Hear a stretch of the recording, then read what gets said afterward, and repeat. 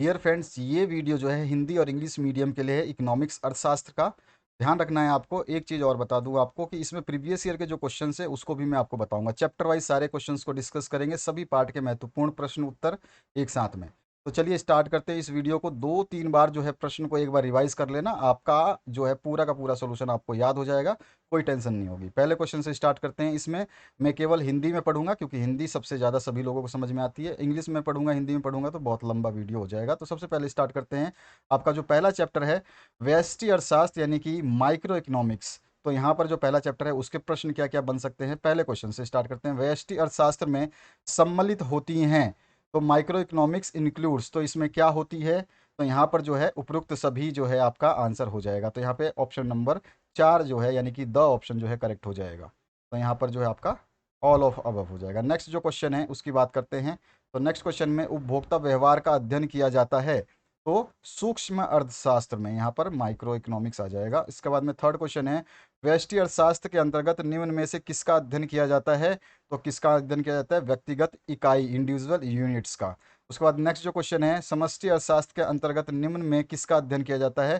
तो यहाँ पे आ जाएगा उपरोक्त सभी। ध्यान रखना है, क्वेश्चंस को आप आराम से वीडियो को पॉज करके पढ़ लें और जितने इंपॉर्टेंट क्वेश्चन है सारे के सारे बता रहा हूँ। व्यष्टि अर्थशास्त्र की शाखाएं कौन सी है? तो यहाँ ऑप्शन हो जाएगा उपयुक्त सभी, तो द ऑप्शन जो है इसमें करेक्ट हो जाएगा। इसके बाद छठा क्वेश्चन है उत्पादन के निम्न में कौन से साधन हैं? तो यहाँ पर जो है ऑप्शन आ जाएगा आपका सारा, तो यहाँ पर जो है उपयुक्त सभी। इसके बाद जो नेक्स्ट क्वेश्चन है माइक्रोज जिसका अर्थ होता है छोटा, निम्न में कौन सा शब्द है? तो माइक्रोज जो है ये ग्रीक शब्द है, सेकंड ऑप्शन करेक्ट हो जाएगा। उसके बाद नेक्स्ट क्वेश्चन है आर्थिक क्रियाओं के अध्ययन के संदर्भ में अर्थशास्त्र को दो शाखाओं व्यष्टि और समष्टि में निम्न में किसने विभाजित किया? तो किसने विभाजित किया था ये बताना है। तो रैगनर फ्रिश ने जो है इसको डिवाइड किया, तो थर्ड ऑप्शन जो है आपका करेक्ट हो जाएगा। उसके बाद में है किसने कहा कि अर्थशास्त्र धन का विज्ञान है? तो यहाँ पे जो आंसर आ जाएगा आपका एडम स्मिथ, स ऑप्शन जो है आपका करेक्ट हो जाएगा। उसके बाद नेक्स्ट क्वेश्चन है सीमित साधन एवं असीमित आवश्यकता का विचार किसने दिया? तो ये दिया था रॉबिन्स ने, स ऑप्शन आपका करेक्ट हो जाएगा। उसके बाद नेक्स्ट क्वेश्चन है निम्न में कौन सी आर्थिक क्रियाएं अर्थशास्त्र की अध्ययन सामग्री के अंतर्गत सम्मिलित की जाती हैं? तो आंसर जो आपका हो जाएगा इसमें स ऑप्शन, अ और ब दोनों। यहाँ पर देख लीजिए क्वेश्चन को, अ और ब दोनों। क्वेश्चन यहाँ पे आपका है, पूरा देख लीजिए एक बार ध्यान से और इसके बाद में जो है आंसर आपको देखना है। इसके बाद जो नेक्स्ट क्वेश्चन है इसमें पूछा गया अर्थशास्त्र के जनक कौन थे? तो यहाँ जो आंसर आ जाएगा एडम स्मिथ। उसके बाद जो नेक्स्ट क्वेश्चन है ये जैक 2020 में भी आ चुका है, यहाँ पे आप देख सकते हैं। उसके बाद नेक्स्ट क्वेश्चन है आपका अर्थशास्त्र की कल्याण संबंधी परिभाषा के जन्मदाता थे? तो जन्मदाता थे मार्शल। उसके बाद जो नेक्स्ट क्वेश्चन है इसमें सबसे पहले माइक्रो शब्द का प्रयोग करने वाले कौन हैं? तो रैगनर फ्रिश हैं। इसके बाद जो नेक्स्ट क्वेश्चन आपका किसके अनुसार अर्थशास्त्र मानव कल्याण का विज्ञान है? तो मार्शल के अनुसार। तो यहाँ पर जो है आपका ऑप्शन हो जाएगा। 2012-2018 में आ चुका है ये। आर्ट्स कॉमर्स साइंस सभी के, आर्ट्स कॉमर्स दोनों के लिए वीडियो है, कंप्लीट वीडियो, अलग अलग नहीं बना रहा हूँ मैं। यहाँ पर 15 क्वेश्चन हो चुका है। अब आते हैं हम नेक्स्ट जो है आपका 16वें क्वेश्चन पे। निम्नलिखित में कौन उत्पत्ति का साधन नहीं है? तो यहाँ पे आंसर हो जाएगा आपका मुद्रा। तो यहाँ पर मनी इज नोट उत्पत्ति का साधन यानी फैक्टर ऑफ प्रोडक्शन। इसके बाद में नेक्स्ट जो क्वेश्चन है आपका, इसमें आपका है व्यष्टि अर्थशास्त्र में निम्न में से किसका अध्ययन किया जाता है? जैक 2016 में पूछा गया है, तो आंसर क्या हो जाएगा इसका? इनमें से सभी। इसके बाद जो नेक्स्ट क्वेश्चन है अर्थशास्त्र की विषय वस्तु का अध्ययन किन शाखाओं के अंतर्गत किया जाता रहा है? तो यहाँ पे आंसर आ जाएगा आपका उपयुक्त दोनों यानी व्यष्टि और समष्टि, तो स ऑप्शन जो है करेक्ट हो जाएगा। उसके बाद जो है आपका निम्न अर्थशास्त्री में से कल्याणवादी विचारधारा के नहीं हैं, तो नहीं कौन है? तो जे वी से नहीं है, ध्यान रखना। इसके बाद में नेक्स्ट क्वेश्चन है किसने कहा अर्थशास्त्र कभी वास्तविक विज्ञान होता है और कभी आदर्श विज्ञान? तो इसको कहा था फ्रेडमैन ने, बी ऑप्शन करेक्ट हो जाएगा। उसके बाद आते हैं नेक्स्ट चैप्टर पे। जो आपका नेक्स्ट चैप्टर है हमारा, ये है सेकंड चैप्टर आपका अर्थव्यवस्था एवं उसकी केंद्रीय समस्याएं, economics and it's central problems. तो यहाँ पे जो पहला क्वेश्चन है इसमें पूछा गया निम्न में किस आधार स्तंभ पर आर्थिक समस्याओं का ढांचा खड़ा है?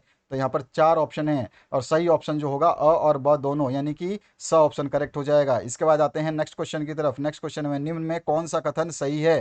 तो यहाँ पे कथन कौन सा सही है? तो इनमें से सभी कथन सही है, तो यहाँ पे द ऑप्शन करेक्ट हो जाएगा। वीडियो को पॉज करके आराम से पढ़ लेना। इसके बाद है तीसरा क्वेश्चन, अर्थव्यवस्था की केंद्रीय समस्याएं कौन सी हैं? तो अर्थव्यवस्था की केंद्रीय समस्याएं उपरोक्त सभी हैं। उसके बाद जो नेक्स्ट क्वेश्चन है 2018 में जैक में पूछा गया है क्वेश्चन। उसके बाद नेक्स्ट क्वेश्चन जो है, आर्थिक समस्या मूलतः किस तथ्य की समस्या है? तो आर्थिक समस्या 2019 में पूछा गया है ये, तो यहाँ पर जो आ जाएगा चुनाव की, चॉइस की। उसके बाद आते हैं नेक्स्ट क्वेश्चन। नेक्स्ट क्वेश्चन है साधन की प्रमुख विशेषता कौन सी है? साधन की प्रमुख विशेषता बतानी है, तो यहाँ पे जो आंसर आ जाएगा आपका स, अ और ब दोनों, तो यहाँ पे स ऑप्शन करेक्ट हो जाएगा। इसके बाद में दिए गए चित्र में उत्पादन संभावना वक्र पर बिंदु ए से बी बिंदु तक का संचलन खाली स्थान दर्शाता है। तो यहाँ पर जो है आपको चित्र देख लेना है, पहले चित्र देख लो। ये वस्तु है आपका और यहाँ पर जो है नीचे गुड्स है, ठीक है। तो यहाँ पर आपको देख लेना है, दोनों गुड्स है, एक्स है और वाई है, और इस तरह का कर्व ये क्या दर्शाता है? तो यहाँ पर जो आंसर हो जाएगा यहाँ पे क्या दर्शाता है? तो इसका हो जाएगा वस्तु x अधिक उत्पादन तथा वस्तु y का कम उत्पादन, ठीक है। तो यहाँ पर क्या हो रहा है? यहाँ पे x का अधिक उत्पादन है और y का कम उत्पादन है, ये चीज़ दिखाई जा रही है। तो यहाँ पर आपका आंसर इस तरह से हो जाएगा। किसी भी तरह के क्वेश्चंस आ सकते हैं, ध्यान से आपको समझना है। बेसिक क्वेश्चंस हैं और आपका जो बोर्ड है वो बहुत ज़्यादा जो बेसिक क्वेश्चंस को लेके चल रहा है। इसमें आते हैं अर्थव्यवस्था की केंद्रीय समस्या है, तो यहाँ पर जो है उपरोक्त सभी जो है केंद्रीय समस्या हैं। उसके बाद नेक्स्ट क्वेश्चन है, निम्न में किस अर्थव्यवस्था में निजी क्षेत्र एवं सार्वजनिक क्षेत्र का सह अस्तित्व है? तो वो है आपका मिश्रित, मिक्स्ड में। इसके बाद आते हैं नेक्स्ट क्वेश्चन में आपका, जिसमें पूछा गया है समाजवादी अर्थव्यवस्था का मूल उद्देश्य होता है। तो इसका होता है अधिक लोक कल्याण। समाजवादी आती है ना, तो पब्लिक वेलफेयर के लिए काम करता है। इसके बाद में नेक्स्ट जो क्वेश्चन है, किस अर्थव्यवस्था में कीमत तंत्र के आधार पर निर्णय लिए जाते हैं? तो आपका आ जाएगा पूंजीवादी, कैपिटलिस्ट। इसके बाद में नेक्स्ट जो क्वेश्चन है, इसमें आपसे पूछा गया है उत्पादन संभावना वक्र का ढाल गिरता है। जैक में, कॉमर्स में 2017 में पूछा गया है। तो यहाँ पे आंसर आ जाएगा आपका ऊपर से नीचे, तो स ऑप्शन जो है इसमें करेक्ट हो जाएगा। उसके बाद 12वां क्वेश्चन है, उत्पादन संभावना वक्र यहाँ पे क्या होगा? तो यहाँ पे जो है आंसर आपका हो जाएगा अक्ष की ओर नतोदर होती है, कॉनकेव टू द एक्सिस। तो यहाँ पे ए ऑप्शन जो है आपका करेक्ट हो जाएगा 12वें का। उसके बाद 13वां जो क्वेश्चन है, ये 2012 और 2019 में आर्ट्स में आ चुका है। उस वक्र का नाम बताएं जो आर्थिक समस्या दर्शाता है। तो यहाँ पे कौन सा हो जाएगा? उदासीन संभावना वक्र। तो यहाँ पे प्रोडक्शन पॉसिबिलिटी कर्व, पीपीसी बोलते हैं इसको। इसके बाद नेक्स्ट क्वेश्चन जो है, साधनों के स्वामित्व के आधार पर अर्थव्यवस्थाएं होती हैं, तो ये कैसी होती हैं आपको बताना है। तो इसका आंसर क्या हो जाएगा आपका? तो आंसर हो जाएगा उपरोक्त सभी, यानी कि डी ऑप्शन जो है आपका करेक्ट हो जाएगा। इसके बाद जो नेक्स्ट क्वेश्चन है, इसमें पूछा गया है सीमांत अवसर लागत में कौन है? तो यहाँ पर जो है आपको इसमें से पहचानना है, तो आपको पहचानना आना चाहिए डेल वाई ओवर में डेल आई, यानी डेल्टा वाई ओवर में del delta I. A option जो है करेक्ट हो जाएगा। आते हैं 16वें क्वेश्चन पे, अवसर लागत का वैकल्पिक नाम क्या है? तो सीमांत लागत बोला जाता है, मार्जिनल कोस्ट बोला जाता है, जैक 2020 में आ चुका है।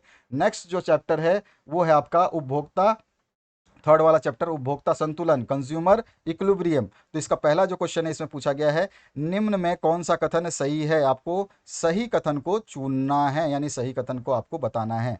तो सही कथन कौन सा है ये हमें बताना है इसमें से। तो यहाँ पे जो भी आप कथन देख रहे हैं सारे सही है, तो उपरोक्त सभी जो है डी ऑप्शन इसमें करेक्ट आ जाएगा। तो यहाँ पर जो है आपका डी ऑप्शन को करेक्ट कर लेंगे, ठीक है। तो यहाँ पर है ऑल ऑफ द अबव। उसके बाद सेकंड जो क्वेश्चन है, उपयोगिता की निम्न में कौन सी विशेषताएं हैं? तो यहाँ पर जो है उपयोगिता की निम्न विशेषताएं हैं उपरोक्त सभी, तो यहाँ पर भी आपका लास्ट ऑप्शन आ जाएगा। इसके बाद थर्ड क्वेश्चन, उपयोगिता का गणनवाचक सिद्धांत निम्न में किसने प्रस्तुत किया? तो किसने किया? मार्शल ने। इसके बाद जो है आपका नेक्स्ट क्वेश्चन 4 नंबर, इसमें उपभोक्ता व्यवहार का अध्ययन किया जाता है, तो आंसर हो जाएगा सूक्ष्म अर्थशास्त्र में, माइक्रो इकोनॉमिक्स में। इसके बाद 5वां क्वेश्चन, गैसन का प्रथम नियम निम्न में कौन सा है? तो यहाँ पे आ जाएगा बी ऑप्शन करेक्ट है, सीमांत उपयोगिता हास नियम, ध्यान रखना। उसके बाद नेक्स्ट जो क्वेश्चन है उसकी बात करते हैं, निम्न में कौन सा कथन सही है? सही कथन आपको बताना है। तो सही कथन आप जब पढ़ोगे तभी बता सकते हो। अगर आप पढ़ रहे हो तो आप अपने आप को मैच करते जाना, वीडियो को पॉज करके खुद अंदाजा लगाना, उसके बाद मेरी बात को सुनना कि मैं कौन सा आंसर सही बता रहा हूँ।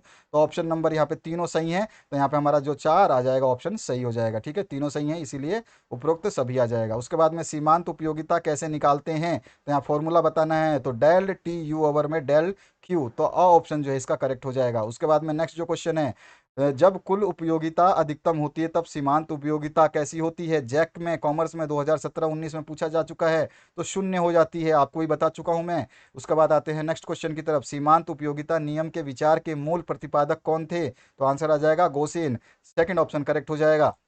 अगला जो क्वेश्चन है, कीमत या बजट रेखा का ढाल होता है तो कैसा होगा? फॉर्मूले के हिसाब से बताना है, तो -px/py ऑप्शन जो है आपका करेक्ट हो जाएगा। उसके बाद आते हैं 11 नंबर क्वेश्चन पे। उदासीनता वक्र होता है तो ये कैसा होता है? मूल बिंदु की ओर उन्तोदर, तो यहाँ पर जो है ए ऑप्शन करेक्ट हो जाएगा, कॉन्वेक्स टू द ओरिजिन। उसके बाद में नेक्स्ट जो क्वेश्चन है, इसमें पूछा गया है उपयोगिता का संबंध होता है तो इसका संबंध किससे होता है? तो इन सभी से होता है, तो यहाँ पे आ जाएगा डी ऑप्शन करेक्ट। उसके बाद में नेक्स्ट जो है आपका, उपयोगिता की माप की जाती है तो यहाँ पे आ जाएगा मुद्रा के द्वारा, अ ऑप्शन करेक्ट हो जाएगा। 14 नंबर, समसीमांत उपयोगिता नियम को कहा जाता है, क्या कहा जाता है? तो इसको बोलते हैं प्रतिस्थापन का नियम, लॉ ऑफ सब्सटीट्यूशन, तो स ऑप्शन जो है आपका करेक्ट हो जाएगा।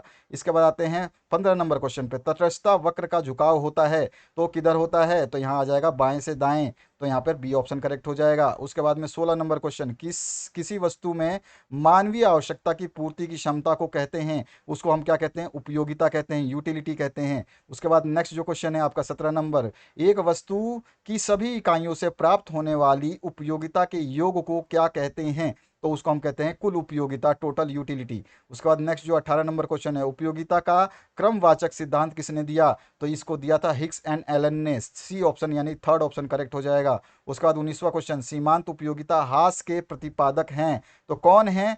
तो यहाँ पे आ जाएगा गॉसेन। उसके बाद में नेक्स्ट जो क्वेश्चन है, इसमें आपसे पूछा गया उपभोक्ता का संतुलन उस बिंदु पर होता है जब सीमांत उपयोगिता बराबर हो जाती है मूल्य के, एमयू बराबर प्राइस, तो यहाँ पर जो है अ ऑप्शन करेक्ट हो जाएगा। 21 नंबर जो क्वेश्चन है, किसी वस्तु की मानवीय आवश्यकता को संतुष्ट करने की क्षमता है, क्या है? तो उसको बोलते हैं हम यूटिलिटी, उपयोगिता। उसके बाद में नेक्स्ट जो क्वेश्चन है आपका, उपभोक्ता की सर्वाधिक संतुष्टि के लिए क्या होगा? तो यहाँ पर जो है वस्तु की सीमांत उपयोगिता उसके मूल्य के समान होनी चाहिए, तो यहाँ पे ए ऑप्शन जो है इस क्वेश्चन का करेक्ट हो जाएगा। आगे के ऑप्शंस पढ़ने की जरूरत नहीं है, ध्यान रखना इसको। इसके बाद में नेक्स्ट जो क्वेश्चन है उसकी बात करते हैं, ये ऑप्शन हैं बाकी बचे हुए। 23 नंबर क्वेश्चन है, जब सीमांत उपयोगिता ऋणात्मक होती है तो कुल उपयोगिता, इस बार ध्यान रखना, इस क्वेश्चन को थोड़ा सा ध्यान रखना, तो यहाँ पर जो है घटने लगती है, स्टार्ट्स डिक्रीजिंग। उसके बाद में नेक्स्ट जो क्वेश्चन है, इसमें पूछा गया सीमांत उपयोगिता नियम नियम के अनुसार उपभोक्ता के संतुलन की शर्त क्या है? इक्वेशन बतानी है, तो आंसर आ जाएगा ये दोनों ही शर्त सही हैं, तो अ और ब दोनों सही हैं, तो आपका स ऑप्शन जो है करेक्ट हो जाएगा। इसके बाद आते हैं हम आपके नेक्स्ट क्वेश्चन की तरफ। नेक्स्ट क्वेश्चन में है, मार्शल के अनुसार किसी वस्तु की उपयोगिता को क्या करते हैं? तो यहाँ पर जो है अ और ब दोनों करते हैं, मुद्रा में मापा जा सकता है और मुद्रा में नहीं मापा जा सकता है, तो ये वाला गलत हो जाएगा। मुद्रा में जब मापा जा सकता है तो ये तो सही है, तो मुद्रा में नहीं मापा जा सकता ये गलत है। संख्यात्मक रूप में मापा जा सकता है, तो अ और स दोनों सही हो जाएंगे, यानी कि डी ऑप्शन जो आपका करेक्ट हो जाएगा। इसके बाद आते हैं नेक्स्ट क्वेश्चन की तरफ। बजट सेट के लिए आवश्यक है, क्या आवश्यक है? तो इसमें से सारी चीजें आवश्यक है। इसके बाद में नेक्स्ट जो क्वेश्चन है, इसमें हासमान विस्थापन दर जो है इसको बताना है, तो हासमान विस्थापन दर क्या होगा? तो वस्तु एक की अधिक मात्रा और वस्तु दो की कम मात्रा, तो दोनों ही आपके सही हैं, तो यहाँ पे डी ऑप्शन जो है आपका करेक्ट हो जाएगा। उसके बाद में नेक्स्ट क्वेश्चन की बात करते हैं, तो अर्थशास्त्र में उपयोगिता का आशय है, तो यहाँ पर जो है इसका आशय किसी वस्तु की आवश्यकता पूरी करने की शक्ति, तो यहाँ पर जो है ए ऑप्शन करेक्ट हो जाएगा। इसके बाद जो है आपका नेक्स्ट क्वेश्चन, तटस्थता वक्र का झुकाव रहता है, तो 29वां क्वेश्चन जो है इसमें पूछ रहा है तटस्थता वक्र का झुकाव रहता है, किधर रहता है? तो घटता हुआ, तो बी ऑप्शन जो है करेक्ट हो जाएगा, डिमिनिशिंग। उसके बाद में नेक्स्ट जो क्वेश्चन है इसमें पूछा गया है आपसे, वस्तु हर अगली इकाई के उपयोग से सीमांत उपयोगिता, वस्तु की हर अगली इकाई के उपयोग से सीमांत उपयोगिता क्या होगी? तो वो घटेगी, तो यहाँ पर जो है फर्स्ट ऑप्शन जो है आपका करेक्ट हो जाएगा 30वें में। इसके बाद में 31 नंबर, तटस्थता वक्र विश्लेषण में दो वस्तुओं के बीच विनिमय का अनुपात दर्शाती है, क्या दर्शाती है? कीमत रेखा दर्शाती है, द प्राइस लाइन दिखाती है। उसके बाद आते हैं नेक्स्ट चैप्टर की तरफ, जो आपका बहुविकल्पीय प्रश्न 4 नंबर से आएगा, जो कि चैप्टर है आपका मांग एवं मांग का नियम, यानी कि demand and law of demand. तो यहाँ पर जो है पहले प्रश्न से स्टार्ट करते हैं, मांग में कौन सा तत्व निहित होना आवश्यक है? तो मांग में कौन सा तत्व निहित होना आवश्यक है, तो ये सारे वस्तुएं होनी आवश्यक है, तो उपरोक्त सभी जो है इसका आंसर सही हो जाएगा। नेक्स्ट जो है, मांग वक्र का सामान्यतः ढाल होता है, तो किधर होता है, तो आंसर हो जाएगा बाएं से दाएं नीचे की ओर, तो बी ऑप्शन जो है इसका करेक्ट हो जाएगा। उसके बाद तीसरा जो क्वेश्चन है, किस प्रकार की वस्तुओं के मूल्य में कमी होने से मांग में वृद्धि नहीं होती, तो अनिवार्य वस्तुओं की, तो यहाँ पे फर्स्ट ऑप्शन करेक्ट हो जाएगा। उसके बाद चौथा क्वेश्चन है, मांग को प्रभावित करने वाले तत्व निम्नलिखित में कौन से हैं, तो यहाँ पर जो है उपरोक्त सभी हैं। इसके बाद जो नेक्स्ट क्वेश्चन है, ऐसी वस्तुएं जिनका एक दूसरे के बदले प्रयोग प्रयोग किया जाता है कहलाती हैं, आपको अच्छी तरह से पता है उनको क्या बोलते हैं हम, तो उसको बोलते हैं स्थानापन्न वस्तुएं, तो सब्स्टिट्यूट गुड्स बोलते हैं, उसकी जगह पे उपयोग किया जा सकता है, सब्स्टिट्यूट है उसका ये।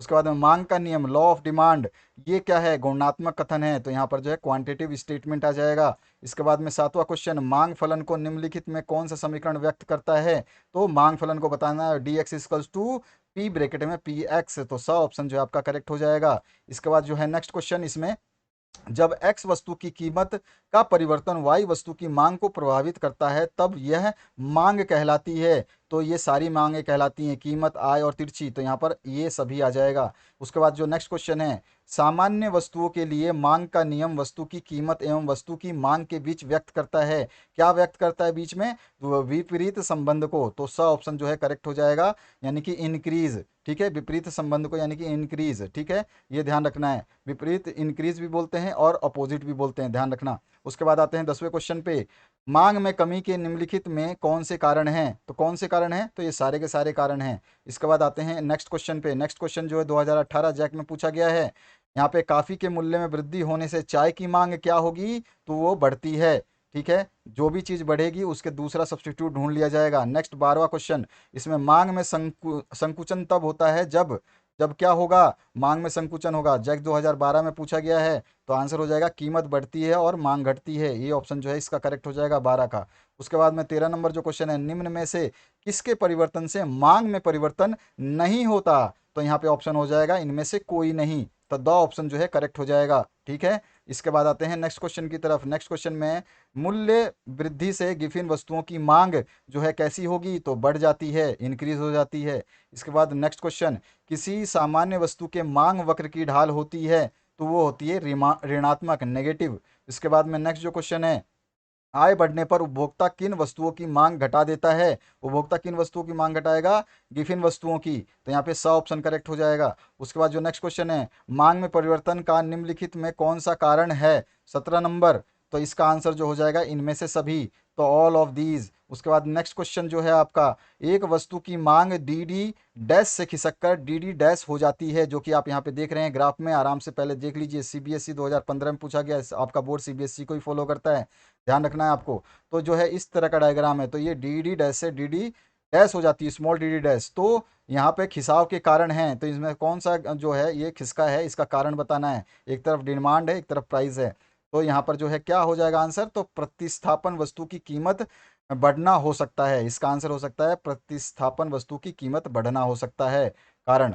इसके बाद में नेक्स्ट जो क्वेश्चन है, इसमें पूछा गया, पेट्रोल की कीमत बढ़ जाने पर कार का मांग वक्र खिसक जाता है, किधर खिसकेगा, तो बाईं ओर सरकेगा, लेफ्ट वर्ड शिफ्ट, ठीक है। इसके बाद जो है नेक्स्ट क्वेश्चन, निम्नांकित में से कौन सी वस्तु पूरक वस्तु है, तो यहाँ पर जो है आपकी ये सारी की सारी पूरक वस्तु है, तो यहाँ पे डी ऑप्शन करेक्ट हो जाएगा।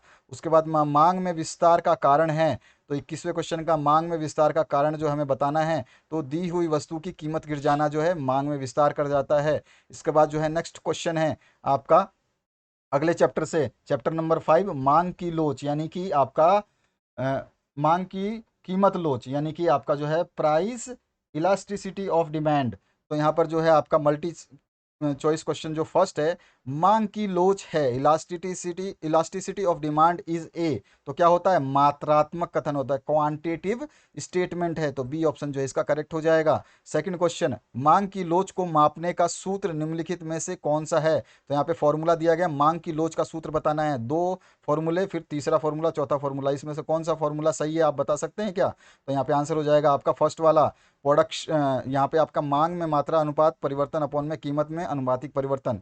उसके बाद जो नेक्स्ट क्वेश्चन है, गिफिन वस्तुओं के लिए मांग की लोच होती है, कैसी होती है? तो वो होती है धनात्मक, पॉजिटिव। इसके बाद में नेक्स्ट जो क्वेश्चन है, निम्नलिखित चित्र को प्रदर्शित करता है। तो ये चित्र क्या प्रदर्शित करता है? जैक 2019 में पूछा गया है। इस तरह का चित्र है, मांग की मात्रा है, एक तरफ कीमत है वाई एक्सिस पे और एक्सिस पे मांग की मात्रा है। इस चित्र को देख करके क्या प्रदर्शित करता है, ये आपको बताना है। तो क्या आंसर होना चाहिए आपके हिसाब से? तो ये हो जाएगा पूर्णतः लोचदार मांग। बी ऑप्शन जो है इसका करेक्ट हो जाएगा, परफेक्टली इलास्टिक डिमांड। उसके बाद में नेक्स्ट जो क्वेश्चन है पांचवा, इकाई से कम मांग की लोच को निम्नलिखित में कौन व्यक्त करता है? तो है वो आवश्यक वस्तु, नेसेसिटी गुड्स। ठीक है, तो यहाँ पर जो है आपका अ ऑप्शन करेक्ट हो जाएगा। इसके बाद में नेक्स्ट जो क्वेश्चन है छठा, मांग की लोच का माप निम्नलिखित में किस विधि से किया जाता है? विधि बतानी है आपको। मांग की लोच का माप। ठीक है, तो मांग की लोच का माप जो है सभी से होता है, तो उपयुक्त सभी हो जाएगा। इसके बाद ध्यान रखना है, मैं आपको क्वेश्चन दिखा देता हूँ, आपको क्वेश्चन छुप रहा है तो आपको थोड़ा सा नीचे देख लो। आप चारों ऑप्शन आपको समझ में आ रहे होंगे अब। यहाँ पर इस तरह से आपका चौथा ऑप्शन करेक्ट हो जाएगा। छठा जो क्वेश्चन है इसमें पूछा जाएगा सापेक्ष लोचदार मांग को व्यक्त करता है। तो कौन सा इक्वेशन व्यक्त करता है इसमें से? तो इसमें से जो पहला इक्वेशन है ये सही हो जाएगा, del Q over Q is greater than del P over P. उसके बाद में नेक्स्ट जो क्वेश्चन है आपका, निम्नांकित उदाहरण में कीमत लोच क्या है? तो यहाँ पे उदाहरण दे रखा है आपको, डिमांड ऑफ गुड्स और प्राइस ऑफ गुड्स यहाँ पे दे रखा है, इसके हिसाब से आपको बताना है। तो यहाँ पे आ जाएगा -2.5। इसके बाद में नेक्स्ट जो क्वेश्चन है आपका नौवा, नौवे में जो है मैं यहाँ पे आपको डिटेल सॉल्यूशन नहीं दे रहा हूँ, आपके लिए बहुत सारे वीडियोस जो है कंप्लीट कराने हैं। यहाँ पे नौवा क्वेश्चन है, मांग की लोच मापने के लिए प्रतिशत या अनुपातिक रीति का प्रतिपादन किसने किया था? तो उसका नाम बताना है। तो फ्लक्स थे उन, वो नाम जो है फ्लक्स है। इसके बाद में नेक्स्ट जो क्वेश्चन है इसमें पूछा गया, मांग की लोच को प्रभावित करने वाले घटक कौन से हैं? तो इसमें सारे घटक शामिल हैं। इसके बाद जो नेक्स्ट क्वेश्चन है 11 नंबर, मांग की लोच कितने प्रकार की होती है? कॉमर्स में 2017 में पूछा जा चुका है, तो यहाँ पर जो आंसर हो जाएगा 5। उसके बाद में नेक्स्ट जो क्वेश्चन है, निम्नांकित चित्र क्या प्रदर्शित करता है? इस चित्र को आपको देखने के बाद में वाई एक्सिस प्राइस और एक्स एक्सिस क्वांटिटी और ये स्ट्रेट लाइन है डी डी, क्या प्रदर्शित करता है ये आपको बताना है। तो पूर्णतः बेलोचदार मांग है, इसमें कोई भी इलास्टिसिटी नहीं है, इन इलास्टिक डिमांड है ये। उसके बाद में आवश्यक वस्तुओं की मांग की लोच होती है, जैक 8 2016 में आ चुका है, तो ये है आंसर शून्य होती है। उसके बाद जो नेक्स्ट क्वेश्चन है आपका, मांग की कीमत लोच से अभिप्राय जो है जैक 2012 और 16 आर्ट्स में आ चुका है, तो आंसर हो जाएगा कीमत में परिवर्तन के कारण मांग में परिवर्तन। ए ऑप्शन जो है इसका करेक्ट हो जाएगा। इसके बाद में 15वां क्वेश्चन, किसी वस्तु के मूल्य में 40% परिवर्तन के कारण मांग में 60% परिवर्तन हो तो मांग की लोच है। याद रखना कि इसमें मूल्य में 40 है और मांग में 60 है, अधिक हो रहा है, तो क्या होगा? तो आंसर हो जाएगा -1.5। उसके बाद में नेक्स्ट क्वेश्चन की बात करते हैं, एक ऋणजु रेखी मांग वक्र के मध्य बिंदु पर मांग की लोच जो है होगी, कैसी होगी? तो वो होगा आपका इकाई होगी। तो बी ऑप्शन जो है करेक्ट हो जाएगा। थोड़ा सा ध्यान से क्वेश्चन को पढ़ना और समझना। इसके बाद 17 नंबर क्वेश्चन है, विलासिता वस्तुओं की मांग को क्या करती है, कैसी होती है? तो यहाँ पे जो आती है अत्यधिक लोचदार होती है, तो स ऑप्शन जो है आपका करेक्ट हो जाएगा। इसके बाद में 18 नंबर क्वेश्चन है, अति परवलयाकार मांग वक्र निम्न में से क्या दिखलाता है? तो ये दिखलाता है आपका इकाई मांग लोच, यानी कि यूनिटरी इलास्टिक डिमांड। 100 ऑप्शन जो है आपका करेक्ट है। नेक्स्ट जो चैप्टर है आपका 6 नंबर, इसके एमसीक्यूज देखेंगे। नाम है आपका production function returns to a factor and returns to scale, यानी कि एक साधन के प्रतिफल एवं पैमाने के प्रतिफल। ठीक है, तो यहाँ पे पहले क्वेश्चन से स्टार्ट करते हैं। उत्पादन फलन में उत्पादन किसका फलन है? तो उत्पादन फलन में उत्पादन किसका फलन है? उत्पत्ति के साधनों का। तो यहाँ पर बी ऑप्शन जो है आपका करेक्ट हो जाएगा। इसके बाद आते हैं नेक्स्ट क्वेश्चन की तरफ, उत्पत्ति हास नियम लागू होने का मुख्य कारण कौन सा है? तो आपको मुख्य कारण बताना है। तो इसमें आपका साधनों की सीमिता भी है और साधनों का अपूर्ण स्थानापन्न भी है। तो यहाँ पर जो है आपका अ और ब दोनों आ जाएंगे, तो स ऑप्शन जो है आपका करेक्ट हो जाएगा। तीसरे क्वेश्चन की बात करते हैं, अल्पकालीन उत्पादन फलन की व्याख्या निम्नलिखित में से किस नियम के द्वारा की जाती है? तो आंसर हो जाएगा परिवर्तनशील अनुपात नियम द्वारा। ये बहुत इंपॉर्टेंट क्वेश्चन रहेगा, बी ऑप्शन। इसके बाद में नेक्स्ट क्वेश्चन है, दीर्घकालीन उत्पादन फलन का संबंध निम्न में से किससे है? तो वो है पैमाने के प्रतिफल नियम से। इसके बाद जो नेक्स्ट क्वेश्चन है आपका, अल्पकालीन उत्पादन की दशा में एक विवेकशील उत्पादक किस अवस्था तक उत्पादन करना पसंद करेगा? किस अवस्था तक उत्पादन करना पसंद करेगा, आपको ये बताना है। तो इसका जो आंसर हो जाएगा वो हो जाएगा आपका जो है द्वितीय अवस्था तक, सेकंड स्टेज तक। उसके बाद में नेक्स्ट जो क्वेश्चन है इसमें पूछा गया परिवर्तनशील अनुपात का नियम उत्पादन की तीन अवस्थाओं की चर्चा करता है। उत्पादन के प्रथम चरण में क्या होगा? तो सीमांत और औसत उत्पादन बढ़ते हैं, तो यहाँ पर फर्स्ट ऑप्शन करेक्ट हो जाएगा। उसके बाद आते हैं नेक्स्ट क्वेश्चन की तरफ। इसमें पूछा गया है वह कौन सा समय है जिसमें उत्पादन के सभी साधन परिवर्तित किए जा सकते हैं? जैक 2018 में आ चुका है, दीर्घकालीन, ठीक है ना, तो लॉन्ग रन।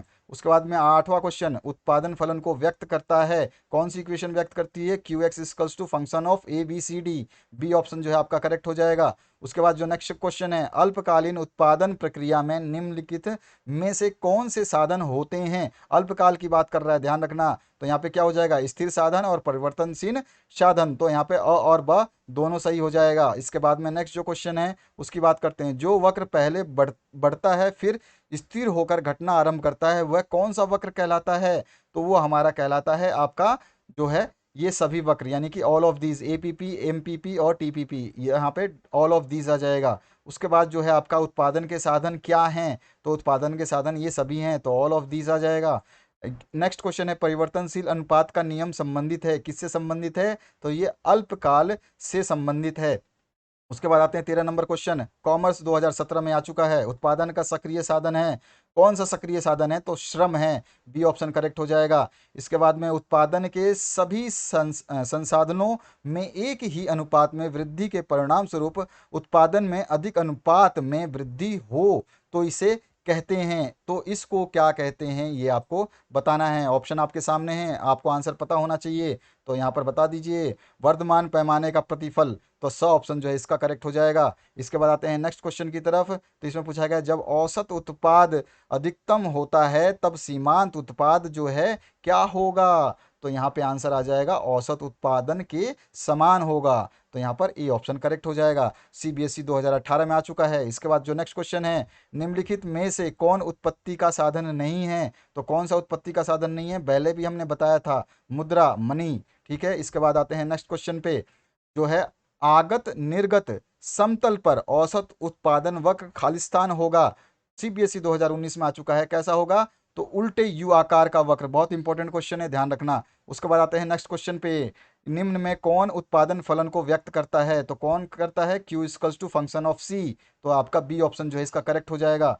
अगला जो चैप्टर है आपका सातवां, उत्पादन लागत यानी कि प्रोडक्शन कॉस्ट, तो इसके बहुविकल्पीय प्रश्न देखेंगे हम।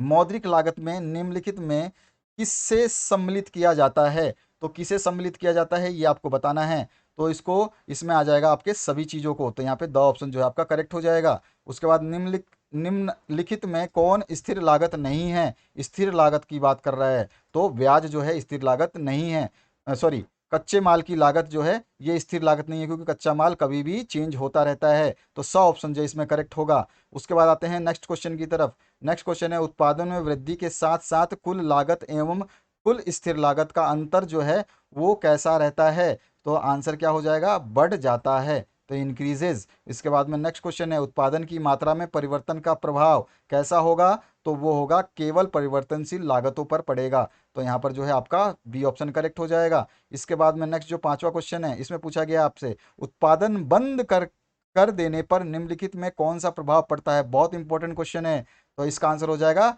आपका परिवर्तनशील लागतें शून्य हो जाती हैं। जब भी मैं बड़ी मोस्ट इंपॉर्टेंट बोलता हूं तो उसको थोड़ा सा जरूर देख लिया करो ध्यान से। निम्नलिखित में सही अंकित कीजिए, तो यहाँ पे आपको सही समीकरण बताना है। कौन सा समीकरण सही है इसमें से? आपको फॉर्मूला अगर याद है तो बता सकते हैं, TVC equals to TC minus TFC, कौन सा ऑप्शन है? A option. इसके बाद में नेक्स्ट जो क्वेश्चन है औसत परिवर्तनशील लागत है, कौन सा इक्वेशन सही है इसमें से? तो टीवीसी डिवाइडेड बाई क्यू, तो यहाँ पे द ऑप्शन। इसके बाद में नेक्स्ट क्वेश्चन है आपका उत्पादन में वृद्धि के साथ साथ कुल लागत एवं कुल परिवर्तनशील लागत में अंतर कैसा हो जाता है? तो आंसर हो जाएगा स्थिर रहता है, सी ऑप्शन जो है इसका करेक्ट हो जाएगा। इसके बाद जो है अल्पकाल में उत्पादन प्रक्रिया में निम्नलिखित में कौन से साधन होते हैं, अल्पकाल की बात कर रहा है, तो अल्पकाल में आपका स्थिर साधन भी होता है और परिवर्तनशील साधन भी होता है। तो इसका मतलब हो गया अ और ब। इसको हमने ऊपर भी डिस्कस किया था इस क्वेश्चन को, अगर आप ध्यान से क्वेश्चन देखते हैं तो आपको आंसर पता होना चाहिए। अगला जो क्वेश्चन है, निम्नलिखित चित्र को देखना है और बताना है कि क्या प्रदर्शित कर रहा है। तो यहाँ पर प्रोडक्शन है और एक तरफ पोस्ट है, ये क्या प्रदर्शित कर रहा है, बहुत ध्यान से देख लो। तो आपको अब सामने ऑप्शंस हैं, इन्हीं ऑप्शंस में से आंसर है, बताइए। तो आंसर हो जाएगा कुल परिवर्तनशील लागत, बी ऑप्शन जो है इसका करेक्ट हो जाएगा। आते हैं नेक्स्ट क्वेश्चन की तरफ। नेक्स्ट क्वेश्चन है अवसर लागत का वैकल्पिक नाम, आपको अल्टरनेटिव नाम बताना है। अवसर लागत को हम आर्थिक लागत भी बोलते हैं, इकोनॉमिक कॉस्ट भी बोलते हैं। नेक्स्ट क्वेश्चन है जब औसत लागत घट रही हो तो सीमांत लागत औसत लागत की तुलना में कितनी होती है। यहाँ पर इक्वेशन दी है, तो बता दीजिए कौन सा रिलेशन सही हो जाएगा। तो यहाँ पे जो है आपका जो बराबर भी हो सकती है, एम सी जो है वो कम होगा या बराबर होगा ए सी से। तो यहाँ पर स ऑप्शन जो है करेक्ट हो जाएगा, या बोल सकते हैं एम ए सी जो है आपका एम सी से बराबर, एम सी के बराबर होगा या ज़्यादा होगा, दोनों तरह से आप पढ़ सकते हैं इसको। इसके बाद आते हैं नेक्स्ट क्वेश्चन पे, निम्न में से कौन सा कथन सत्य है। फिर से आपको एक रिलेशन यहाँ पे इक्वेशन को बताना है। तो यहाँ पर जो रिलेशन इक्वेशन सही है वो है A C equals to A F C plus में ए वी सी। कौन सा ऑप्शन है, तो द ऑप्शन जो है आपका करेक्ट हो जाएगा। उसके बाद आते हैं नेक्स्ट क्वेश्चन की तरफ। नेक्स्ट क्वेश्चन में आपसे क्या पूछा गया है ये आपको बताना है। यहाँ पर आपका जो है इसमें दोनों ऑप्शंस वैसे सही हैं क्योंकि यहाँ पे प्रिंटिंग मिस्टेक है, ठीक है। तो यहाँ पर ये भी और ये भी दोनों सही है, तो यहाँ पे स और द दोनों सही हैं। क्योंकि आपका देखिए ए सी बराबर, नहीं नहीं मिस्टेक है, यहाँ पर टी है और यहाँ पे ए है, सॉरी बाई मिस्टेक। यहाँ पे द ऑप्शन जो है आपका करेक्ट है, तो डी ऑप्शन ही करेक्ट है, केवल मेरे को ये ध्यान नहीं रहा था, एफ सी दिखाई दे रहा था इसलिए। तो डी ऑप्शन जो है आपका इसका करेक्ट है। अवसर लागत क्या है, what is an opportunity cost, तो क्या है वो, तो इनमें से सभी है, तो द ऑप्शन जो है आपका करेक्ट हो जाएगा। उसके बाद आते हैं औसत लागत वक्र का आकार होता है, तो यू अक्षर जैसा होता है। बहुत इंपॉर्टेंट क्वेश्चन है, एमपी बोर्ड में पूछा गया है, यूपी बोर्ड में पूछा गया है। उसके बाद आते हैं नेक्स्ट क्वेश्चन में, उत्पादन की 5 इकाइयों की औसत स्थिर लागत 20 है, 5 इकाइयों की औसत परिवर्ती लागत 40 है, तो 5 इकाइयों की औसत लागत कितनी होगी। तो 5 इकाइयों की औसत लागत पूछ रहा है ये, और यहाँ पर जो क्या बोल रहा है इसने, 5 इकाइयों की औसत स्थिर लागत 20 है। तो यहाँ पे ऑप्शन जो है कौन सा आ जाएगा, सीबीएसई 2017 में पूछा गया है, तो यहाँ पे आ जाएगा आंसर 60। इसके बाद में नेक्स्ट जो क्वेश्चन है, जब 100 इकाई उत्पादन करने की कुल स्थिर लागत जो है 30 हो और औसत परिवर्तन लागत 3 हो तो कुल लागत होगी, तो टोटल आपको जो है कॉस्ट बताना है, तो वो कितनी होगी, टोटल कॉस्ट जो है आपको कितनी की बता रहा है ये, 100 के हिसाब से। तो यहाँ पे आंसर आ जाएगा आपका 330, सीबीएसई 2018 में पूछा गया है। नेक्स्ट जो क्वेश्चन है आपका, इसमें पूछा गया औसत स्थिर लागत वक्र जो है एवरेज फिक्स्ड कॉस्ट कैसी होगी कर्व। तो यहाँ पे जो आंसर आ जाएगा आपका कौन सा होगा, तो यहाँ पे आंसर हो जाएगा आपका थर्ड वाला, गिरता है जब अधिक मांग का उत्पादन किया जाए। तो स ऑप्शन जो है इसमें करेक्ट हो जाएगा, ये सीबीएसई 2019 में पूछा जा चुका है। इसके बाद आते हैं नेक्स्ट 19 नंबर क्वेश्चन पे। 19 नंबर में पूछा गया निम्नलिखित में से सीमांत लागत की गणना करने के लिए कौन सा सूत्र सही है। तो कौन सा सूत्र सही है, सीबीएसई 2019 में पूछा जा चुका है।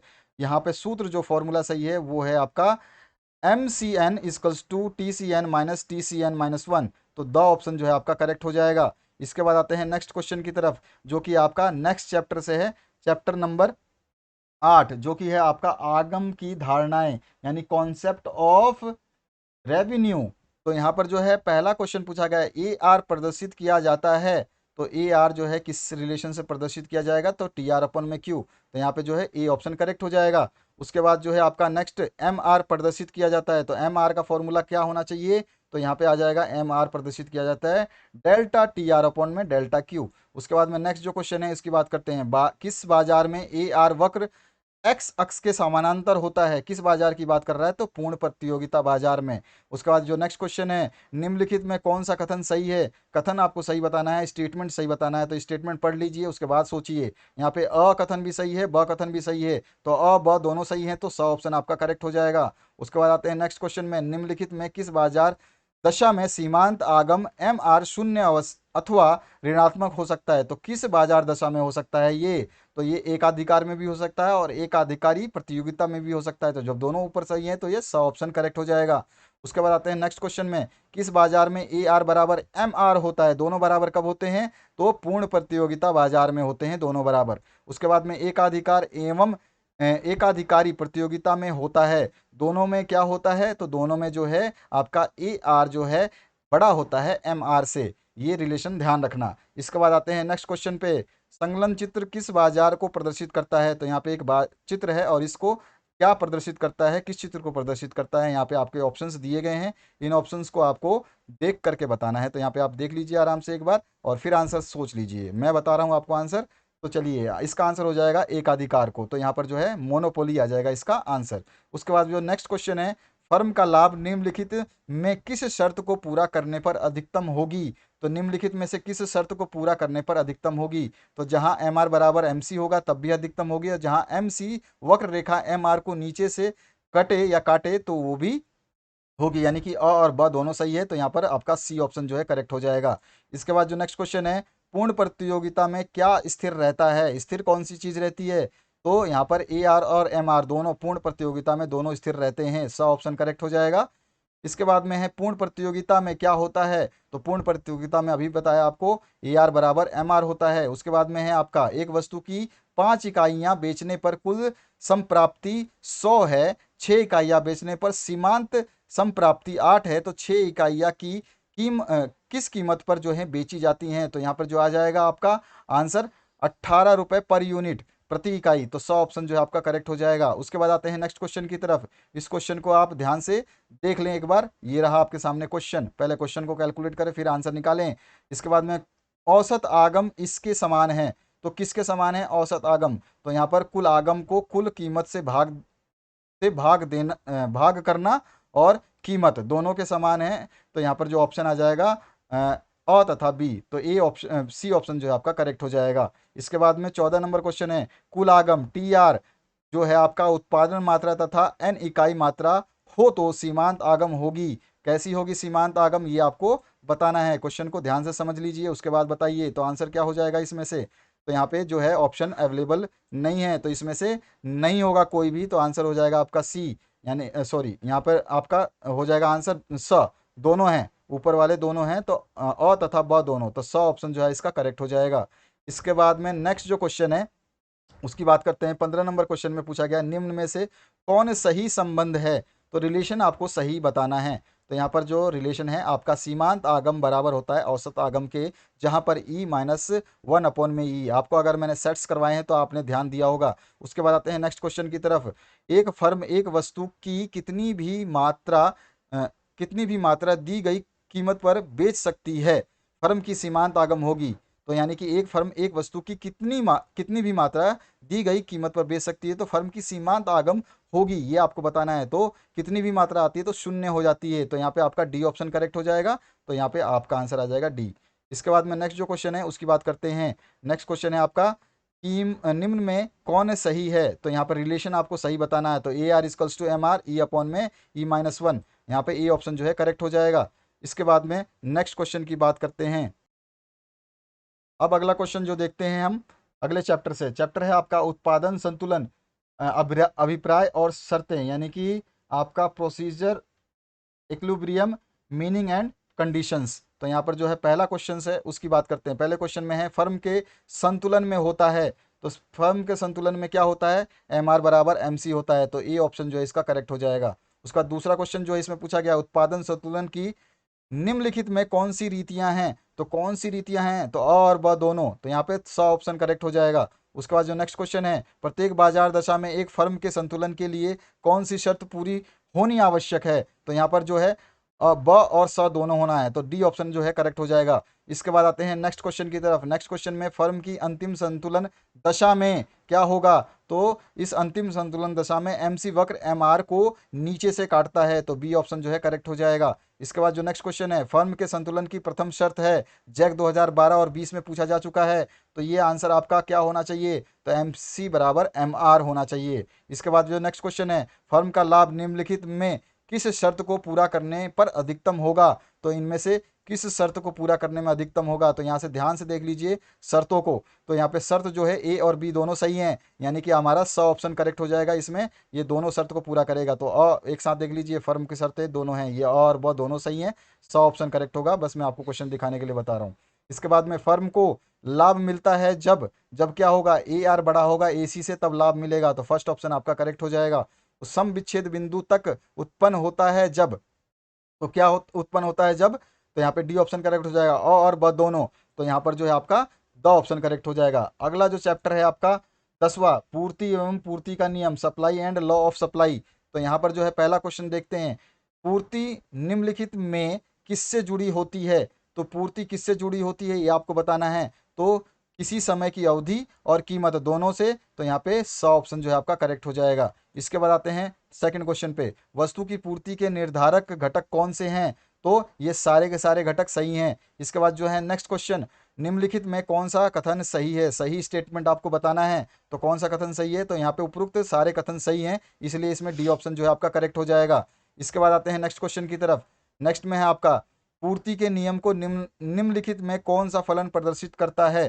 तो S equals to function of P, ये प्रदर्शित करता है। इसके बाद पांचवा क्वेश्चन, पूर्ति के नियम को निम्नलिखित में कौन सी मान्यताएं हैं। पूर्ति के नियम की निम्नलिखित में से कौन सी मान्यताएं हैं। तो अ भी है, ब भी है और स भी है। तो ये सारे के सारे मान्यताएं हैं, एक बार जरूर पढ़ लें और यहाँ पे आपका उपयुक्त सभी आंसर आ जाएगा। उसके बाद छठा क्वेश्चन जो है, अन्य बातें समान रहें तो वस्तु की कीमत तथा पूर्ति की मात्रा में धनात्मक संबंध क्या व्यक्त कर देता है। तो धनात्मक संबंध जो है वो पूर्ति का नियम व्यक्त करता है, लॉ ऑफ सप्लाई को व्यक्त करता है। इसके बाद आते हैं नेक्स्ट सातवें क्वेश्चन पे, पूर्ति में कमी के निम्नलिखित में कौन से कारण हैं। तो वो कारण जो है ये सारे के सारे हैं, तो यहाँ पे डी ऑप्शन जो है करेक्ट हो जाएगा। इसके बाद आते हैं आठवें क्वेश्चन पे, चित्र को देखना है और बताना है कि ये क्या प्रदर्शित करता है। चित्र को ध्यान से देखना है और बताना है कि ये क्या प्रदर्शित करता है। तो यहाँ पे जो ऑप्शन आ जाएगा, ये करता है पूर्ति का विस्तार। तो यहाँ पे जो है ए ऑप्शन करेक्ट हो जाएगा। उसके बाद है 9वां क्वेश्चन, इस वस्तु की उस मात्रा को क्या कहते हैं जिससे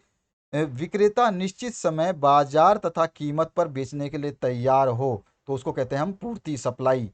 उसके बाद में नेक्स्ट जो क्वेश्चन है 10वें में आपसे पूछा गया है, पूर्ति अपने लिए मांग स्वयं ही उत्पन्न कर लेती है, यह कथन किसका है। तो प्रोफेसर JB से का है। उसके बाद आते हैं नेक्स्ट चैप्टर की तरफ, जो कि शायद आपका मे बी सेकेंड लास्ट हो। तो चलिए यहाँ पे देखते हैं आपका चैप्टर नंबर 11, पूर्ति की लोच यानी इलास्टिसिटी ऑफ सप्लाई। तो यहाँ पर जो है आपका पहला क्वेश्चन है, जब कीमत में थोड़ा सा परिवर्तन होने पर पूर्ति में ज़्यादा वृद्धि हो जाए तो पूर्ति का स्वरूप निम्नलिखित में कौन सा होगा। मतलब उस स्वरूप को आपको बताना है कैसा होगा, तो वो लोचदार होगा। ए ऑप्शन जो है इसका करेक्ट हो जाएगा। इसके बाद आते हैं नेक्स्ट क्वेश्चन की तरफ, जब किसी वस्तु की पूर्ति में अनुपातिक परिवर्तन उसकी कीमत में होने वाले अनुपातिक परिवर्तन से अधिक होता है तो पूर्ति की लोच होगी। मैं आपके लिए 2 सेट जो है वो डाल दूंगा इनमें से निचोड़ करके, तो उनको भी आप देख सकते हैं, वो आपको वीडियो के बाद में मिल जाएंगे।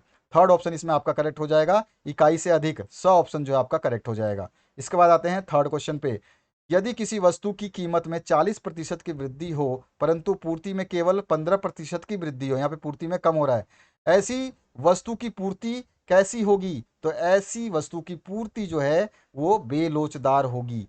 थर्ड ऑप्शन जो है आपका करेक्ट हो जाएगा। इसके बाद में नेक्स्ट क्वेश्चन है, पूर्ति की माप निम्नलिखित में से किस सूत्र से ज्ञात की जाती है। तो यहाँ पे जो है पहला सूत्र ही सही है, तो आपको अब ज़्यादा सूत्र देखने की जरूरत नहीं है और करेक्ट सूत्र को याद रखें हमेशा। तो अ ऑप्शन जो है इसका करेक्ट हो जाएगा। इसके बाद जो नेक्स्ट क्वेश्चन है, निम्नलिखित चित्र जो है क्या प्रदर्शित करता है। तो चित्र पहले देखिए, ये चित्र है, एक तरफ प्राइस है एक तरफ क्वांटिटी है और दोनों क्वांटिटीज जो हैं वो पैरेलल हैं, स्थिर हैं, और एक क्वांटिटी जो Q1 से Q2 ज़्यादा है। तो यहाँ पर जो है क्या प्रदर्शित करता है, ऑप्शन के हिसाब से बताना है। तो ये पूर्णतया लोचदार पूर्ति को प्रदर्शित करता है, ये ऑप्शन करेक्ट हो जाएगा। आते हैं नेक्स्ट क्वेश्चन की तरफ, निम्नलिखित प्रदर्शित करता है। तो ये चित्र आपको देखना है और इसमें बताना है कि प्राइस और क्वांटिटी के बीच में एक ही लाइन है और इसमें जो है P और P1 में आपका जो प्राइस डिवाइड हो रहा है। तो ये क्या प्रदर्शित करता है, ये आपको बताना है। तो यहाँ पर क्या प्रदर्शित करेगा ये, तो ये पूर्णतया बेलोचदार पूर्ति है। ध्यान रखना है कि एक्स एक्सिस और वाई एक्सिस अलग अलग हैं, इसीलिए ये चीज़ हो रही है। उसके बाद में आपका दोनों क्वेश्चन को कंपेयर करोगे तो ज़्यादा समझ में आएगा, इससे ऊपर वाला और ये वाला। निम्नलिखित में कौन सा जोड़ा सही है, यानी कि आपको जोड़े को सही बताना है। तो जोड़ा जो है आपको सही बताना है, तो सारे जोड़े यहाँ पे दिए गए हैं, ये सब सही हैं, तो उपरोक्त सभी जो है आपका आंसर आ जाएगा। ठीक है, इसके बाद आते हैं नेक्स्ट क्वेश्चन। ई एस बराबर जीरो का अर्थ है कि पूर्ति की लोच जो है क्या होगी? तो यहाँ पे जो आंसर हो जाएगा आपका पूर्णतः बेलोचदार है। ई एस बराबर जीरो होगा तो बी ऑप्शन जो है आपका करेक्ट हो जाएगा। उसके बाद नौवां क्वेश्चन, यदि किसी वस्तु की कीमत 60% की वृद्धि हो, कीमत में 60% की वृद्धि होती है परंतु पूर्ति में केवल 5% की वृद्धि हो, पूर्ति में 5% की वृद्धि हो रही है, ऐसी वस्तु की पूर्ति कैसी होगी? तो वो होगी बेलोचदार। ध्यान रखना है, इस टाइप के क्वेश्चंस को कंपेयर कर लेना है कि किस में क्या होता है, तो आसानी से याद रहेगा, माइंड में फिट हो जाएगा। अगला क्वेश्चन है, अक्षों के केंद्र से निकलने वाली पूर्ति रेखा की लोच होगी तो कैसी होगी? इकाई के बराबर होगी। स ऑप्शन करेक्ट हो जाएगा। नेक्स्ट जो है आपका चैप्टर वो है आपका 12वां, जो कि है बाजार के विभिन्न स्वरूप, अभिप्राय एवं विशेषताएं। तो चलिए इसको क्वेश्चन को देख लेते हैं। इसको इंग्लिश में हम बोलेंगे different form of market meaning and features. तो यहाँ पर जो है इसके क्वेश्चंस को देखते हैं। पहला क्वेश्चन, निम्नलिखित बाजार की निम्नलिखित में कौन सी विशेषता है? तो बाजार की कौन सी विशेषता है ये आपको बतानी है। तो यहाँ पे सारी विशेषताएं बाजार की हैं, तो द ऑप्शन जो है आपका करेक्ट हो जाएगा। एकाधिकार बाजार किसे दर्शाता है? तो एकाधिकार बाजार जो है बाजार प्रवृत्ति को दिशा दर्शाता है। तीसरा जो क्वेश्चन है, बाजार स्थिति जिसमें वस्तु का केवल एक क्रेता होता है तो उसको हम क्या बोलते हैं? सभी को पता है, मोनोपोली। सेकंड ऑप्शन जो है करेक्ट हो जाएगा। मोनोपेंसी या मोनोपोली बोलते हैं एकाधिकार बाजार को, और मोनो यहाँ पे जो ऑप्शन दिया गया है वही, सॉरी यहाँ पे जो आपका, एक मिनट, बाजार स्थिति जिसमें वस्तु का केवल एक विक्रेता होता है, तो यहाँ पर जो है एक विक्रेता होता है, मोनोपोंसी बोलते हैं उसको। तो सेकंड ऑप्शन जो है आपका करेक्ट हो जाएगा। तो इसमें आपको ध्यान रखना है कि इसमें क्या पूछा है? क्रेता, ठीक है ना, विक्रेता नहीं। अगर विक्रेता होता तो मोनोपोली हो जाता, इसलिए क्रेता को ध्यान रखना है। तो क्रेता में मोनोपप सोनी होता है, तो यहाँ पे आपका बी ऑप्शन करेक्ट हो जाएगा। उसके बाद आते हैं नेक्स्ट क्वेश्चन की तरफ। नेक्स्ट क्वेश्चन है, किस बाजार में वस्तु विभेद पाया जाता है? तो यानी कि डिफरेंशिएट पाया जाता है, तो किस में पाया जाता है? आपका एकाधिकार में, मोनोपोली। यहाँ पर है आपका मोनोपोली। स ऑप्शन जो है करेक्ट हो जाएगा। पांचवा क्वेश्चन, इसको और पार्ट में पूछा जाता है, यानी कि इस क्वेश्चन को दूसरे नाम से पूछा गया है। विभेद उत्पादन इसकी एक विशेषता है, किसकी विशेषता है? तो यहाँ पर जो है आपका आ जाएगा एकाधिकार की। ध्यान रखना, आप क्वेश्चन कैसे भी घुमाया जा सकता है, ठीक है, आंसर दोनों का सेम है। इसके बाद में पांचवा जो क्वेश्चन है, पूर्ण प्रतियोगिता में निम्नलिखित में कौन सा कथन सही है? तो कौन सा कथन सही है ये आपको बताना है। तो यहाँ पर अगर आप देखते हैं कथनों को, तो ये सारे कथन सही हैं, तो यहाँ पर जो है आपका उपरोक्त सभी जो है आंसर हो जाएगा, तो डी ऑप्शन करेक्ट हो जाएगा। इसके बाद में एकाधिकार कि निम्नलिखित में कौन सी विशेषता नहीं है? नई विशेषता पूछा है, ध्यान रखना। तो एक क्रेता और एक विक्रेता जो है इसकी विशेषता नहीं है, तो यहाँ पर अ ऑप्शन करेक्ट हो जाएगा। तो सातवां जो क्वेश्चन है, एकाधिकार के लिए निम्नलिखित में कौन सा कथन सही है? तो आपको सही कथन का चयन करना है। तो यहाँ पे जितने भी कथन है ये सारे सही हैं, तो इसका मतलब आंसर क्या हो जाएगा? आपका डी हो जाएगा, इसका मतलब सीधा सीधा। तो आपका जो है उपरोक्त सभी। इसके बाद आते हैं नेक्स्ट क्वेश्चन पे। तो यहाँ पूछा गया, एकाधिकार प्रतियोगिता के निम्नलिखित में कौन सी विशेषताएं हैं? तो यहाँ पर भी जो सारी विशेषताएं हो जाएंगी, तो यहाँ पर जो है उपरोक्त सभी हो जाएंगी। एकाधिकार प्रतियोगिता की निम्न में कौन सी विशेषताएं हैं? तो सारी विशेषताएं होंगी, ठीक है। इस क्वेश्चन को आप पूरा देख सकते हैं। इसके बाद जो नेक्स्ट क्वेश्चन है उसकी बात करते हैं। जिस बाजार में स्वतंत्र प्रवेश तथा बहिर्गमन हो, यानी कि प्रवेश भी कर सकते हैं निकल भी सकते हैं, उसका नाम है, तो वो कौन सा बाजार है? तो पूर्ण प्रतियोगिता बाजार है। तो स ऑप्शन जो है इसका करेक्ट हो जाएगा। इसके बाद जो नेक्स्ट क्वेश्चन है उसकी बात करते हैं। किसमें क्रेताओं और विक्रेताओं की संख्या बड़ी होती है, अथवा बोलते हैं बड़ी संख्या में क्रेता विक्रेता होते हैं, किसमें होते हैं? तो इस क्वेश्चन को हम दो तरीके से पूछ सकते हैं, ध्यान रखना है। तो इसको आंसर जो हम लिखेंगे क्या हो जाएगा? केवल पूर्ण प्रतियोगिता बाजार में, केवल एकाधिकारत्मक प्रतियोगिता में, तो इन दोनों में होता है, तो और वह दोनों हो जाएंगे, तो स ऑप्शन आपका करेक्ट हो जाएगा, ठीक है। आगे बढ़ते हैं नेक्स्ट क्वेश्चन की तरफ। तो जैक कॉमर्स 2017 में ये क्वेश्चन आ चुका है। इसमें पूछा गया है, पूर्ण प्रतियोगिता में क्या स्थिर रहता है? तो पूर्ण प्रतियोगिता में क्या स्थिर रहता है? तो ए आर तथा एम आर दोनों स्थिर रहते हैं, तो यहाँ पे स ऑप्शन करेक्ट हो जाएगा। इसके बाद में जो है आपका विशुद्ध प्रतियोगिता का निम्नलिखित में कौन सा लक्षण है? लक्षण बताना है, तो उपरोक्त सभी लक्षण हैं। इसके बाद में नेक्स्ट जो क्वेश्चन है, पूर्ण प्रतियोगिता बाजार की निम्नलिखित में कौन सी विशेषताएं हैं? तो विशेषताएं ये सारी हैं जो आपकी स्क्रीन पे दिखाई दे रही हैं, तो ये सारे के सारे आएंगे, तो उपरोक्त सभी आ जाएगा। उसके बाद जो नेक्स्ट है, एकाधिकार प्रतियोगिता की धारणा को दिया है, किसने दिया है? तो यहाँ पर आ जाएगा चैम्बरलिन ने, तो बी ऑप्शन जो है आपका करेक्ट हो जाएगा 14 नंबर का। उसके बाद आते हैं 15 नंबर पे, निम्नलिखित में से कौन पूर्ण प्रतियोगिता की विशेषता नहीं है? नहीं विशेषता वाला विज्ञापन तथा विक्रय लागतें जो है इसकी विशेषता नहीं है। ठीक है, तो यहाँ पर स ऑप्शन करेक्ट हो जाएगा। उसके बाद आते हैं नेक्स्ट क्वेश्चन की तरफ। किस बाजार में औसत आय सीमांत आय के बराबर होती है? जैक 2019 में आ चुका है, तो पूर्ण प्रतियोगिता बाजार में ये होता है। उसके बाद आते हैं 17 क्वेश्चन पे। 17 में वस्तु की कीमत एवं मांग के बीच प्रतिलोम संबंध पाया जाता है, किस में पाया जाता है? तो एकाधिकार और एकाधिकारी प्रतियोगिता दोनों में। तो 100 ऑप्शन जो है आपका करेक्ट हो जाएगा। उसके बाद में नेक्स्ट जो क्वेश्चन है उसकी बात करते हैं। इसमें है विभेदीकृत उत्पादन विशेषता है, किसकी विशेषता है? तो ये विशेषता है एकाधिकार प्रतियोगिता एवं अल्प अधिकार प्रतियोगिता दोनों की। तो यहाँ पर जो अ ब दोनों यहाँ पे मतलब दोनों लिखे हैं कि वो अल्प अधिकार और एकाधिकार दोनों है, तो यहाँ पे 100 ऑप्शन जो है करेक्ट हो जाएगा। तो सी ऑप्शन आपको करेक्ट करना है। इसके बाद है आपका नेक्स्ट क्वेश्चन, समरूप उत्पाद विशेषता है, किसकी विशेषता है? तो केवल पूर्ण प्रतियोगिता की।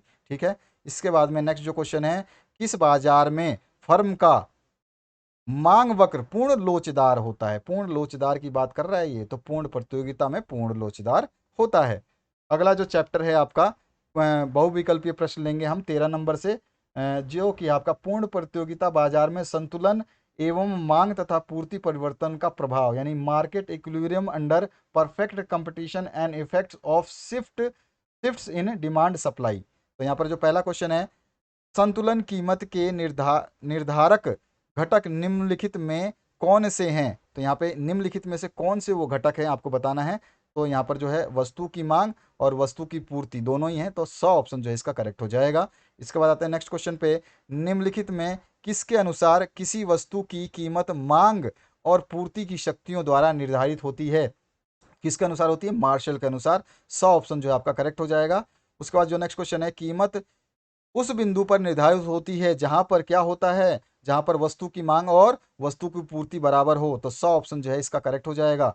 इसके बाद में है, पूर्ण प्रतियोगिता बाजार के लिए निम्नलिखित में कौन सा कथन सही है? सही कथन का चयन करना है। तो यहाँ पे सारे कथन जो दिए गए हैं सारे सही हैं, तो इसमें डी ऑप्शन जो है उपयुक्त सभी आ जाएगा। उसके बाद में निम्नलिखित में किसने कीमत निर्धारण प्रक्रिया में समय तत्वों का विचार प्रस्तुत किया? तो किसने किया था? तो मार्शल ने किया था। उसके बाद आते हैं नेक्स्ट क्वेश्चन पे। नेक्स्ट क्वेश्चन है, मार्शल ने पूर्ति के आधार पर उत्पादन समय को कितनी अवधियों में बांटा है? तो उत्पादन समय को कितनी अवधियों में बांटा है भैया? तो ब ऑप्शन करेक्ट हो जाएगा 3। उसके बाद जो नेक्स्ट क्वेश्चन है 7वां, मांग में परिवर्तन के निम्नलिखित में कौन से कारण हैं? कौन से कारण हैं? तो ये सारे कारण आप देख रहे हैं, सारे के सारे कारण हैं, मांग में परिवर्तन होगा इन कारणों से, आपको पता होना चाहिए। तो यहाँ पे जो आंसर हो जाएगा उपयुक्त सभी। उसके बाद जो नेक्स्ट क्वेश्चन है, निम्नलिखित में कौन सा कथन सही है? Which statement is correct? तो करेक्ट स्टेटमेंट बताना है, तो अ ब और स सभी को पढ़ लीजिए एक बार, क्योंकि आपको स्टेटमेंट सही बताना है। तो आप सही स्टेटमेंट देखिए, पहले अ पढ़ लीजिए, ब पढ़ लीजिए, उसके बाद में और भी पढ़ लीजिए। तो यहाँ पे जो स्टेटमेंट सही है वो है आपका थर्ड वाला, अ और ब दोनों। ठीक है, इसके बाद आते हैं नेक्स्ट क्वेश्चन की तरफ। बाजार मूल्य पाया जाता है, तो 9वें क्वेश्चन का आंसर बाजार मूल्य अल्पकालीन बाजार में, शॉर्ट पीरियड मार्केट में। 10वां जो क्वेश्चन है, जैक 2018 में पूछा जा चुका है, किसी वस्तु का मूल्य निर्धारित होता है, किससे होता है भैया? तो मांग एवं पूर्ति दोनों से। 100 ऑप्शन करेक्ट हो जाएगा। इसके बाद आते हैं, बाजार मूल्य संबंधित होता है, तो अति अल्पकालीन मूल्य से संबंधित होता है, अति अल्पकालीन मूल्य से संबंधित होता है। 12वां क्वेश्चन है, पूर्ण प्रतियोगिता में किसी वस्तु का मूल्य निर्धारित होता है, किससे होता है? तो मांग एवं पूर्ति द्वारा। तो डी ऑप्शन जो है इसका करेक्ट हो जाएगा। 13वां क्वेश्चन है, पूर्ण प्रतियोगिता में फर्म जो है वो क्या करती है? तो यहाँ पे क्या आंसर आ जाएगा? आपका कीमत को निर्धारित करती है और कीमत को आपका ग्रहण भी करती है, कीमत को ग्रहण करती है या अब दोनों। तो यहाँ पे जो आंसर आपका सही होगा वो कीमत को ग्रहण करती है, बी ऑप्शन जो है आपका करेक्ट हो जाएगा 13 नंबर का। ठीक है, इसके बाद में नेक्स्ट जो क्वेश्चन है आपका, इसमें पूछा गया है, अति अल्प काल में पूर्ति होगी, कैसी होगी पूर्ति? तो पूर्णतः बेलोचदार होगी, इन इलास्टिक होगी, परफेक्टली। इसके बाद 15वां जो क्वेश्चन है, एक फर्म के संतुलन की शर्त नहीं है, नहीं शर्त है वो बतानी है। तो औसत आय बराबर सीमांत लागत होना ये जरूरी नहीं है, तो ये शर्त नहीं है। इसके बाद है आपका नेक्स्ट क्वेश्चन, इसमें पूछा गया, एक फर्म का मांग वक्र पूर्ण लोचदार होता है, कब होता है? पूर्ण प्रतियोगिता में। उसके बाद में 17वां नंबर क्वेश्चन, एक पूर्ण प्रतियोगी फर्म को निम्नलिखित का सामना करना पड़ता है, तो इन सभी का सामना करना पड़ता है, डी ऑप्शन आपका करेक्ट हो जाएगा। इसके बाद जो है आपका, संतुलन की स्थिति में क्या होता है, इक्विलिब्रियम पोजीशन में क्या होता है, तो यहाँ पे अ ब स ये सारे के सारे सही हैं, तो उपरोक्त सभी हो जाएगा, डी ऑप्शन आपको करेक्ट कर लेना है। इसके बाद में आपका 19 नंबर क्वेश्चन है, प्रत्येक बाजार दशा में एक फर्म के संतुलन के लिए कौन सी शर्त पूरी होनी आवश्यक है। तो कौन सी शर्त पूरी होनी चाहिए, तो यहाँ पर जो है ब और स दोनों सही हैं, तो यहाँ पे डी ऑप्शन जो है आपका करेक्ट हो जाएगा। उसके बाद आते हैं नेक्स्ट क्वेश्चन की तरफ। नेक्स्ट क्वेश्चन में बाजार में वस्तु की कीमत उस बिंदु पर निर्धारित होती है जहां जहां क्या होता है, वस्तु की मांग और वस्तु की पूर्ति बराबर होती हैं। उसके बाद जो नेक्स्ट क्वेश्चन है, बाजार मूल्य को परिभाषित किया जाता है, जैक 2020 का क्वेश्चन है, तो अल्पकालीन बाजार में। तो यहाँ पर जो है आपका फर्स्ट ऑप्शन करेक्ट हो जाएगा। आपका जो है नेक्स्ट चैप्टर जो है ये 14 नंबर, मांग एवं पूर्ति बलों के सरल प्रयोग, यानी कि आपका simple application of tools of demand and supply. तो ये आपका अंतिम जो है वो है चैप्टर। तो यहाँ पे साम्य कीमत का निर्धारण निम्न में किसके द्वारा स्थापित होता है, साम्य कीमत का निर्धारण बताना है। तो आंसर क्या हो जाएगा आपका, तो आंसर हो जाएगा मांग और पूर्ति दोनों, तो 100 ऑप्शन करेक्ट हो जाएगा। इसके बाद में है साधन कीमत निर्धारण में निम्न में कौन से घटक हैं, तो ये सारे घटक हैं, तो यहाँ पर डी ऑप्शन करेक्ट हो जाएगा। निम्न कीमत उस बिंदु पर निर्धारित होती है जहां क्या होता है, तो वस्तु की मांग और वस्तु की पूर्ति बराबर हो। कई बार ये 4-5 बार क्वेश्चन आ चुका है, ध्यान रखना। इसके बाद जो नेक्स्ट क्वेश्चन है, लगान, लगान यानी कि रेंट क्या है, तो ये आपको बताना है इन ऑप्शंस के हिसाब से। तो वास्तविक लगान माइनस हस्तांतरण आय, यानी actual income minus transfer in earning, तो ए ऑप्शन जो है आपका चौथे का करेक्ट हो जाएगा। उसके बाद में आपका निम्नलिखित में कौन सा कथन सही है, सही कथन को आपको बताना है। अ ब और स तीनों के तीनों कथन जो हैं आपके सही हैं, तो उपरोक्त सभी हो जाएगा सही, डी ऑप्शन करेक्ट। छठा क्वेश्चन, प्रत्येक फर्म का श्रम उपयोग उस बिंदु तक करती है जब आपका जहां श्रम की सीमांत उपयोगिता उत्पादकता मजदूरी दर के बराबर हो। तो श्रम की सीमांत उत्पादकता मजदूरी दर के बराबर हो। उसके बाद में नेक्स्ट जो क्वेश्चन है उसकी बात करते हैं। नेक्स्ट क्वेश्चन है आपका, सरकार द्वारा उच्चतम निर्धारित कीमत तय की जाती है। ये बहुत अच्छा क्वेश्चन है, तो यहाँ पे आ जाएगा आपका सभी चीज़ों पे, तो उपरोक्त सभी, यहाँ पे डी ऑप्शन जो है आपका करेक्ट होगा। तो आपके एग्जाम्स के लिए बेस्ट ऑफ लक। आपको सारे चैप्टर्स के सॉल्यूशंस मैंने बताए, मोस्ट इंपॉर्टेंट टॉप क्वेश्चंस जो है आपको दिखा दिए, और इनको पढ़ करके आप अच्छी तैयारी कर सकते हैं। इसके सेट्स जो है 2 सेट्स में इन सभी क्वेश्चनों का निचोड़ करके 2 सेट्स आपको डाल दूंगा, जिनको आप पढ़ के आसानी से, जो बच्चे कम याद कर पाते हैं, जिनका माइंड सपोर्ट नहीं करता, तो वो लोग उस वीडियो को भी देख करके एक स्कोर कर सकते हैं। बाकी आपके इंग्लिश और हिंदी वर्जन में सारे सॉल्यूशंस बना दिए गए हैं। इस वीडियो को जरूर शेयर करें और लाइक कर दें। Thank you very much, have a good day.